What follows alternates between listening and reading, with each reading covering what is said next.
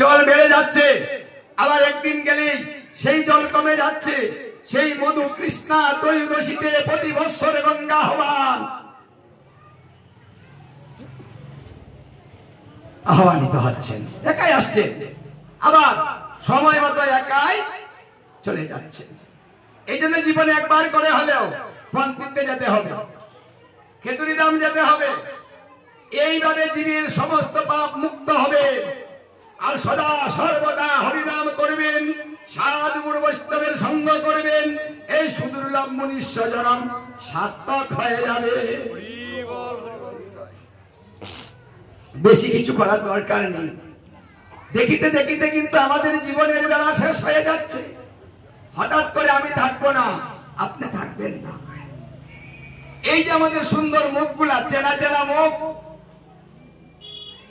দেখলেই হরে কৃষ্ণ বলি, হ্যাঁ দাদা কেমন আছেন বলি, ওরা একদিন আমার সামনে থাকবে না, আমি ওদের সামনে থাকবো না। এই যে আমাদের কাছ থেকে চলে গিয়েছে, কি না করেছে সে, কত অনুষ্ঠান করেছে, করেছে না নয়নের মা? আজকে সে নিত্য দাম গমন করেছে, চলে গিয়েছে আমাদের ছেড়ে, নেই। অনেক বৈষ্ণব সেবা করেছে, অনেক পরিশ্রম করেছে, আজকে নেই, করতে পারছে না, আর করবে না, আর আসবে না। নয়নের মা বলেছে, গো বাপ রে বাপ, কি কথা গো, আর বলবে না, তাই না? বলা শেষ, কাউকে কষ্ট দিবে না। না, বৈষ্ণবের কথায় কষ্ট পেতে নেই। বৈষ্ণব যদি অভিশাপ দেয় সেটা আশীর্বাদ হয়ে যায়। এই তত্ত্ব ভাগবতের দশম স্কন্ধের তৃতীয় খণ্ডে নারদ মুনি বলেছিলেন, কোন সাধুগুরু বৈষ্ণবে যদি কাউকে কিছু বলে, অভিশাপ দেয়, সেটা আশীর্বাদ হয়ে দাঁড়ায়।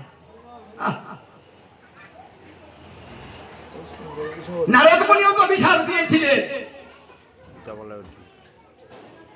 যমল অর্জুনকে, অভিশাপ দিয়েছিলেন কুবেরের পুত্রদ্বয়কে। এই মাসে, এই দামোদর মাসে অভিশাপ দিয়েছিলেন। আবার তিনি বলেছিলেন যে আমরা মুক্ত হব কি করে, এই কৃষ্ণ লীলায়। যখন কৃষ্ণ লীলা করতে আসবে, কৃষ্ণের চরণ স্পর্শে তাদের মুক্ত হবে। তারা যমলা অর্জুন মানে যমজ অর্জুন গাছ হবে। অভিশাপ দিয়েছিলেন বৃক্ষ হওয়ার জন্য, তিনি ক্রোধান্বিত হয়েছিলেন, ক্রোধের বশে তিনি অভিশাপ দিয়েছেন। কিন্তু শেষে দেখা গেল কি, সেই অভিশাপ আশীর্বাদ হয়ে দাঁড়িয়েছে। ভজন করে কৃষ্ণ দর্শন করতে হতো, সেটাও সম্ভব না। আর আজকে নারদ মুনি অভিশাপ দিয়েছে বিদায়, কুবেরের পুত্রদ্বয় নল কুবের আর মণিগ্রীব, তারাই দুই ভাই যমল অর্জন হয়েছিল। খেলার স্থলে যখন বন্ধন করেছিল উদুকলের মধ্যে, বৃন্দাবনে যারা যান সেটা এখনো আছে, সেই উদুকল। যুবতীরা গিয়েছেন, দেখেছেন, গেলে দেখতে মন চায়।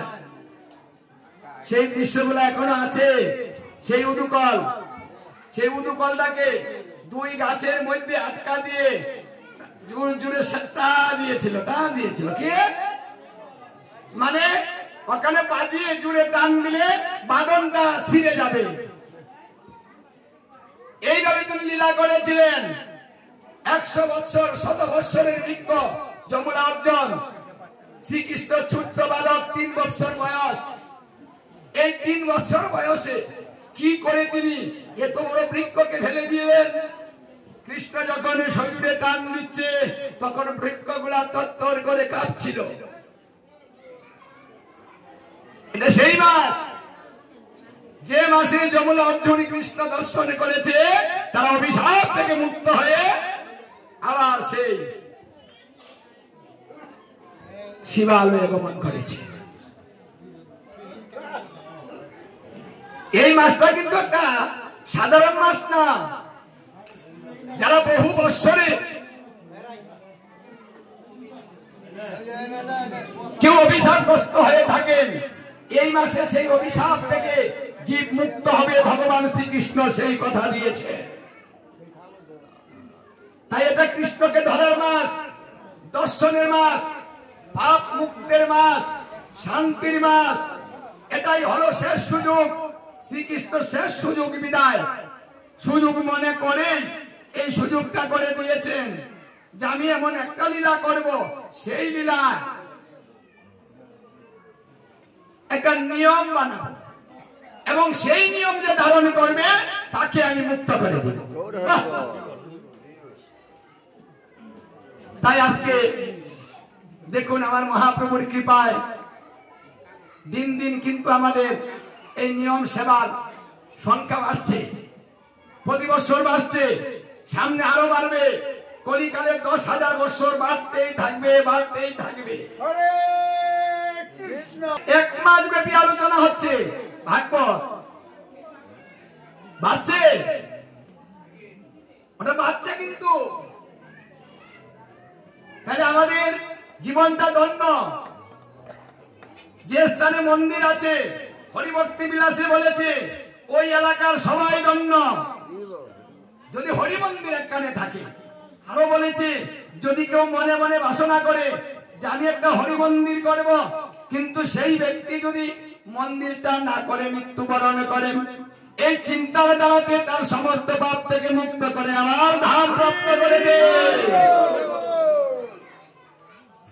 চিন্তা, এবারে ধর্ম হচ্ছে চিন্তা দিয়ে ধর্ম। সহজ, ভালো চিন্তা করুন, এটা ভালো চিন্তা, এটা বৈষ্ণব সেবা দিব, ভালো চিন্তা। গীতা ভাগবত অধ্যয়ন করাবো, ভালো চিন্তা। একটা মন্দির নির্মাণ করব, ভালো চিন্তা। বাড়িতে একটা অষ্টপ্রহর কীর্তন দিব, ভালো চিন্তা। সাধুগুরু বৈষ্ণবের সঙ্গ করব, ভালো চিন্তা। সৎগুরুর আশ্রয় গ্রহণ করব, ভালো চিন্তা। একটু প্রসাদ গ্রহণ করব, ভালো চিন্তা। এই চিন্তা যদি কেউ করে তাহলে এই চিন্তার দ্বারাতেই সে মুক্ত হয়ে যাবে।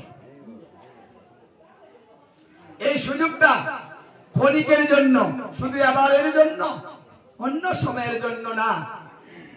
দেখুন এক মাস ব্যাপী এখানে কৃষ্ণ কথা হচ্ছে। আচ্ছা, মনের মধ্যে একটা সারাদিন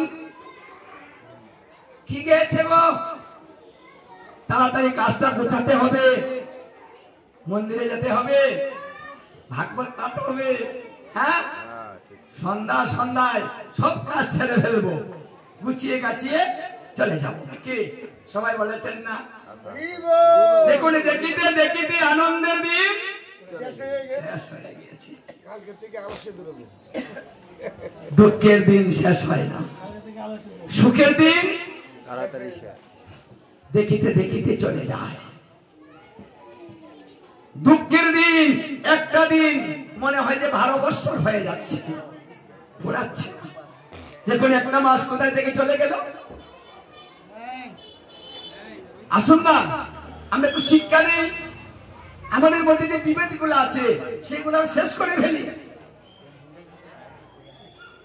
যদি কারো কোনো ভুল থাকে সেই ভুলটা নিজে নিজে সংশোধন করে ফেলি।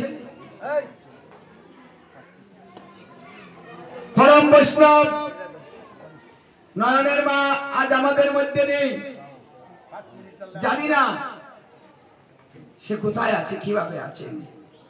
তবে যেভাবেই থাকুক ভগবানের সেবায় আছে, সেই কামনায় আমাদের। তাই সকলে একটু আশীর্বাদ করবেন, কারণ ভক্তের কথা ভগবান শুনেন, আর কারো কথা শুনেন না। শুধু ভক্তের কথাই মানেন, আর কারো কথা মানেন না।